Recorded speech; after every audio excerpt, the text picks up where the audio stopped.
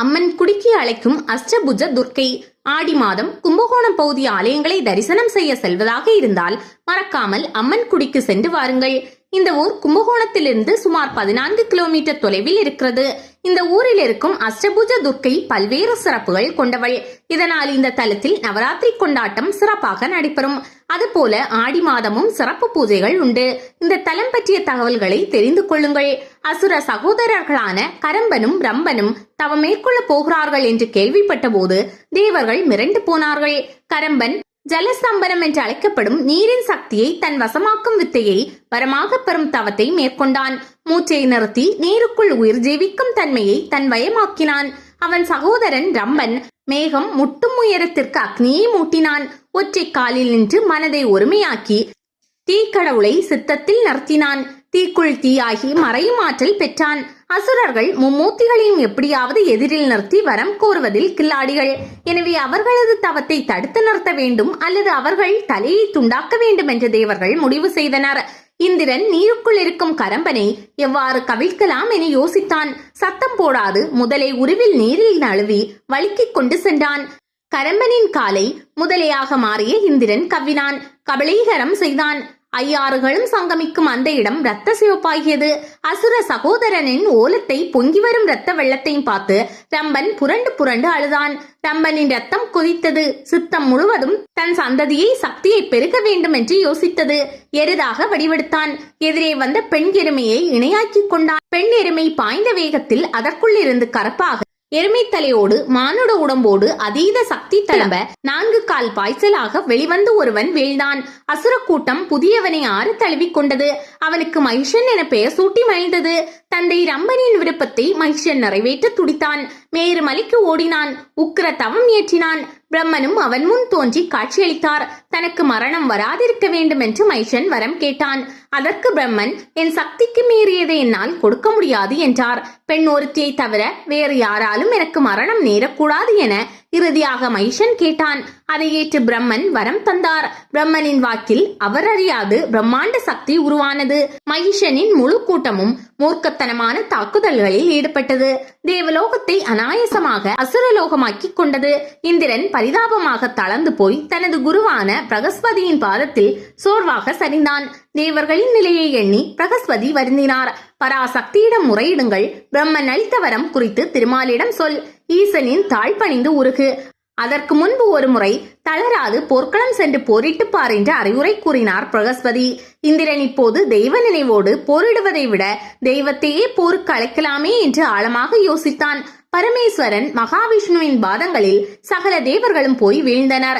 ஈசனும் மகாவிஷ்ணுவும் கண்களில் கனல் பொங்க கோபாவேசத்தோடு தவம் செய்தனர். மகா சக்தியான பராசக்தியை நாடும் மாத்தவம் அது. தேவர்கள் அவர்களோடு இணைந்தனர்.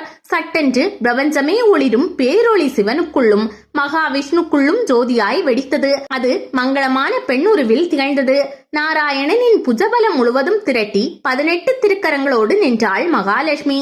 அவளிடம் பிரம்மனின் செம்மை பாதங்களாக பரிமளித்தன. ஈசனின் வெள்ளொளி திருமுகமாக மலர்ந்தது. யமனின் கருமை கருங்குழல் கற்றையாக காற்றில் அலைந்தது. இந்திரனின் ஜாலசக்தி அம்மையின் இடைப்பகுதியாயிற்று. பாத விரல்களில் சூரியனின் ஜோதி தெரித்து பரவியது. ஈசனின் இணையற்ற பக்தனான குபேரனின் ஒளி திருமகளின் ஆசியாகி மின்னியது. அக்னி அவளின் திருநயனங்களில் உக்கிரமாக குடிபூந்தார். கனலாகி சிவந்தாள் துர்கா. வாயு இனிய கானமாய் அவள் செவிக்குள் பூந்தான். சூரியனின் செவ்வொளி கீழுதடாகவும் முருகனின் செவ்வேல் மேல் உதடாகவும் ஒளிபரப்பி சிவந்திருந்தன. மகா சக்தியின் ஒளியையும் உருவமும் பார்த்து தேவர்கள் கண்களில் நீர் பொங்க ஆனந்தமடைந்தனர். அவள் பாதம் பணிந்து துதித்தனர். ஜெய ஜெய என விண்முட்டும் கோஷம் எழுப்பினர். இது நிகழ்ந்தது மகாலய அமாவாசைக்கு முந்தைய தினம்.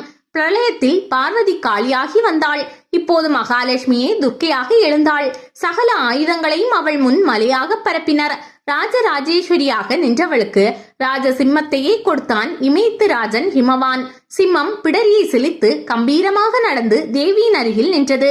மகிஷன் இங்கோ தொலைதூரத்தில் தேவர்களின் பிளிரல் கேட்டு முகம் சிவந்தான். அவன் திரும்புவதற்குள் சிம்மத்தின் கர்ஜனை அவன் காதை செவிடாக்கியது. மகாலட்சுமி மாபெரும் உருவோடு அவனெதிரே நின்றாள். மகிஷன் அவளை மதியாது ஆயுதங்களை வீசினான். அதை புல்லாக கிள்ளி எறிந்தாள். அசுர கூட்டம் அதற்குள் பேயாக பறந்து தாக்கினர். அன்னை அசுரர்களின் உடலை சீவி எறிந்தாலும் உள்ளுக்குள் இருக்கும் ஜீவன்களை பரம கருணையாக தன்னிடம் அழைத்துக் கொண்டாள். தேவர்களுக்கு கூட கிடைக்காத பாக்கியம் இது. இறுதியாக எருமை தலையனான மைஷனை வாரி எடுத்தாள் துர்க்கை. தன் இரு பாதங்களையும் மைஷன் மீது வைத்து நசுக்கினாள்.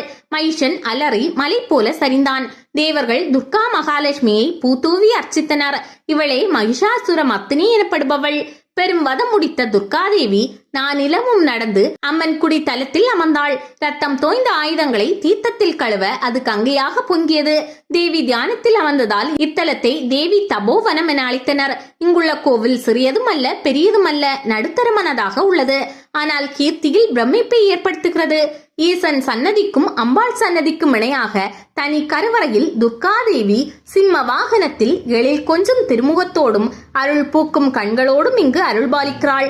கோவிலின் முகப்பு வாயிலில் உள்ள விநாயக பெருமானை தரிசித்து உள்ளே சென்றால் இடதுபுறத்தில் துர்க்கையின் சன்னதி இருப்பதை காணலாம்.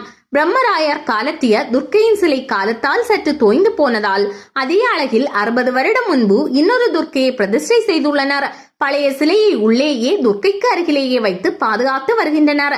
துர்க்கை சிம்ம வாகனத்தின் மீது அமர்ந்து 8 கரங்களோடு தோன்றும் கோலம் பார்க்க உள்ளம் கொள்ளை கொள்ளும்.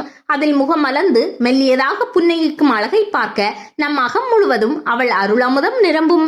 இத்தேவியின் பாதம் பணிவோருக்கு கைமேல் கனியாக வெற்றியை ஈட்டி தருவாள். துர்க்கை சன்னதிக்கு அருகேயே பார்வதி தேவியின் சன்னதியும் கைலாசநாதரின் மூலக்கருவறையும் உள்ளன.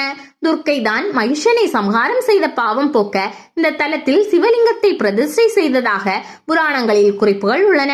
அம்மனின் நுழைவு வாயிலில் மிக அபூர்வமான ஒரு சரஸ்வதியின் சிலை உள்ளது.